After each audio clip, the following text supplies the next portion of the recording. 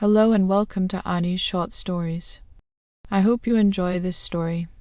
I'm going to try and upload a new story each day. The Blood Moon of Bembridge. The moon hung low over the Isle of Wight, a deep crimson orb that bathed the landscape in an eerie, otherworldly glow. Holly Arnold adjusted her scarf against the cold sea breeze as she made her way along the winding path leading to Bembridge Beach. The blood moon was a rare event, and the entire island seemed caught in its spell. Even the waves crashed against the shore with a rhythm that felt unnervingly deliberate. Holly had always been drawn to the strange and the unexplained. A journalist by trade, she had spent years chasing the supernatural stories that others dismissed. Tonight, though, felt different. Her editor had scoffed at her pitch about the blood moon and the legends tied to Bembridge, but Holly couldn't shake the sense that there was something more to uncover.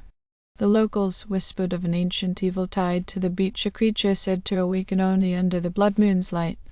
It thrived on chaos, they said, feeding on fear and destruction. Holly had dismissed it as folklore until she found the diary. The diary had been buried beneath the floorboards of an abandoned cottage near the edge of the beach. Its pages were brittle, the ink faded, but the words were unmistakable. Asterisk, beware the blood moon, it calls to the depths, and they answer. Asterisk, the entries grew more frantic as the author, a woman named Margaret Finch, described the nights leading up to a blood moon centuries ago. Villagers had disappeared. Strange marks had been carved into the sand. And on the final night, Margaret herself had vanished. Now, as Holly reached the beach, she saw the same marks etched into the sand, spiraling patterns that seemed to pulse with a faint red glow under the moonlight. Her breath hitched. She pulled out her phone to take a picture, but the device refused to focus, the screen flickering with static. Typical, she muttered, pocketing it and taking out her notebook instead. As she knelt to sketch the symbols, a low hum filled the air. It wasn't the wind or the waves. It was deeper, a sound that seemed to vibrate through her bones. She froze, her pencil poised over the paper. Something moved in the surf. Holly's eyes darted to the water, now glowing faintly red. A shape emerged, rising slowly as though it were being birthed from the ocean itself. At first, she thought it was a person, a woman in a tattered dress, her hair flowing in dark, serpentine strands. But as the figure stepped onto the shore, Holly realized it was far from human. Its eyes glowed like embers, its mouth a jagged slash that seemed to grin and scream at the same time. The entity's limbs were too long, its movements jerky and unnatural, as though it were a puppet being dragged by invisible strings. Holly scrambled backward, her heart pounding. The hum grew louder, now joined by whispers that seemed to come from the very air around her. Words she couldn't understand but felt in her mind, like a foreign memory being forced into her consciousness. Asterisk, you called us. Asterisk, the whispers said. Asterisk, the blood moon awakens what you buried. Asterisk, the creature turned its burning gaze on Holly, tilting its head as though studying her. She clutched her notebook like a shield, her fingers trembling. She wanted to run, but her legs felt rooted to the spot. The whispers grew louder, overlapping until they became a deafening cacophony.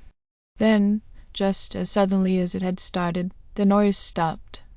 The creature raised a skeletal hand and pointed at her. Margaret, it said, its voice a guttural rasp that seemed to echo from the depths of the earth. No, Holly whispered, shaking her head. I'm not. The creature took a step closer, and Holly's instincts kicked in.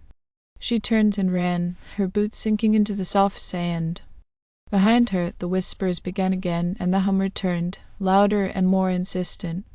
The beach seemed to stretch endlessly, the lights of Bembridge far away and unreachable. She stumbled into a cave at the edge of the cliffs, her chest heaving as she tried to catch her breath. The hum was fainter here, muffled by the rock walls. Holly fumbled for her phone again, praying it would work. This time, the screen lit up, and she saw a single notification, asterisk, one new video, asterisk, confused. She tapped it. The screen filled with a grainy recording of herself, standing on the beach. The camera's perspective was impossibly high, as though it had been filmed from above.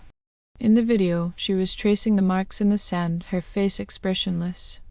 Behind her, the creature rose from the waves. But in the recording, Holly didn't run. She turned to face it, a strange smile on her lips, and held out her hand. The video ended. Cold dread settled over her. She hadn't done that. She had run. She was sure of it. Wasn't she? The whispers returned, now inside the cave. They sounded closer, more distinct. You cannot escape what you are. A shadow moved at the cave's entrance. Holly backed away, her phone clattering to the ground. The creature stepped inside, its ember eyes locking onto hers. In the confined space, its presence was overwhelming, its form shifting and flickering as though it were made of smoke and flame. "What do you want?" Holly demanded, her voice cracking. The creature grinned, its jagged mouth stretching impossibly wide. Asterisk to remember, asterisk. The hum became a roar, and the world around Holly dissolved into chaos. The walls of the cave seemed to collapse and expand at the same time, the air thick with the scent of salt and iron. The creature reached for her, its hand passing through her chest. Pain lanced through her, a searing heat that consumed her entire being. She screamed, the sound swallowed by the roar. And then silence. Holly woke on the beach, the first rays of dawn breaking over the horizon. The blood moon was gone, replaced by a pale, unassuming crescent. She sat up, her head pounding, and looked around. The marks in the sand had vanished, and the whispers were gone. It was as though nothing had happened. But when she looked down at her hands, she saw faint scars etched into her palms, spiraling patterns that glowed faintly red in the morning light. The whispers returned, faint and distant, like a memory she couldn't quite grasp. Holly stood, a notebook forgotten in the sand, and walked toward the water. The tide lapped at her feet, and for a moment she thought she saw a figure beneath the surface, watching her with ember eyes. The blood moon would return, and so would she. As Holly stared out at the waves, a voice broke through her thoughts, startling her. "Are you all right?" a man asked.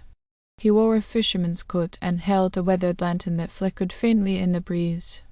Holly blinked, her voice shaky. "Aye, I think so." The man stepped closer. "Eh?" He glanced down at the faintly glowing scars on her palms and frowned. "You should come with me. There's something you need to see." Holly hesitated but nodded. As they rowed along the coastline, the fisherman spoke in hushed tones. "You're not the first to wake up like this, my family. We've been watching the blood moon's victims for generations."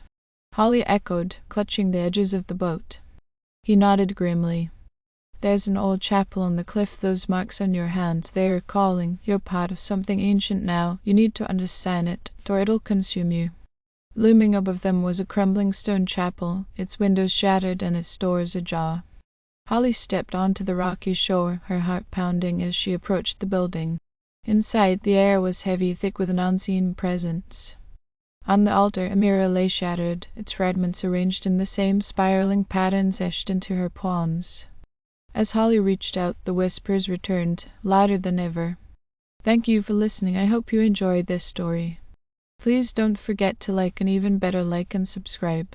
Thank you very much, and I hope you have had or have a great day."